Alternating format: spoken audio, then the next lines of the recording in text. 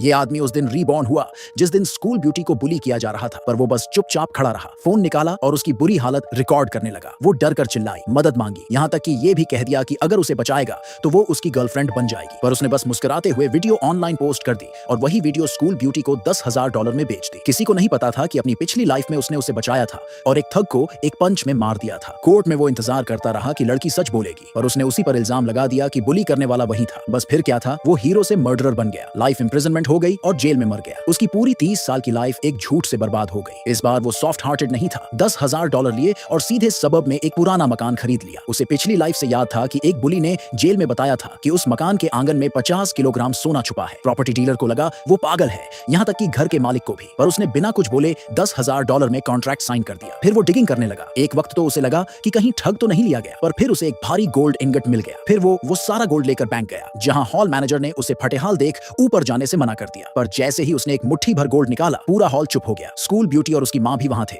जो पहले उस पर हंस रहे थे। पर जैसे ही उसने $24 मिलियन वर्थ गोल्ड से भरा बैग खाली किया, उनका चेहरा बदल गया। उसकी मां ने बड़े प्यार से ग्रीट किया और स्कूल ब्यूटी का एटीट्यूड भी बदल गया। कहने लगी कि बस मिसअंडरस्टैंडिंग थी। पूछने लगी कि क्या वो अब भी उसे परस्यू करेगा, पर वो बस ठंडे अंदाज में उसे देखा, मुड़ा और बैंक मैनेजर से कहा कि गोल्ड काउंट करो और कैश में बदल दो। जब बैंक मैनेजर ने उसे वेल्थ मैनेजमेंट में पैसे लगाने की सलाह दी, तो उसी वक्त टीवी पर पुडोंग न्यू डिस्ट्रिक्ट के प्लानिंग की खबर चल रही थी। तब उसे एहसास हुआ कि जिस वक्त वो रिबॉर्न हुआ है, वो वही वक्त है जब कुछ लोग एक्सट्रीमली वेल्थी बनने वाले हैं। तो उसने पूरा $24 मिलियन का चेक लिया और पुडोंग न्यू डिस्ट्रिक्ट में जाकर सस्ती वर्थलेस लैंड खरीदना शुरू कर दिया। घर बेचने वाले उस पर हंस रहे थे। स्कूल ब्यूटी और उसकी मां ने भी सस्ते में उसे कई हाउसेस बेच दिए। हंसते हुए कहती रही कि अच्छा हुआ वो उसके साथ नहीं जुड़े, वरना वो पागल हो जाते। किसी को नहीं पता था कि कुछ महीनों बाद गवर्नमेंट ने रिक्विजिशन नोटिस जारी किया और पुडोंग में हर स्क्वायर मीटर की कीमत आसमान छूने लगी। वो पुरानी ब्रिक्स और टाइल्स, जिन्हें लोग वर्थलेस समझते थे, अब प्राइम लोकेशंस बन चुकी थी, जिनके लिए बड़े बड़े कैपिटलिस्ट्स हाथ जोड़कर उसे सेल करने की गुजारिश करेंगे।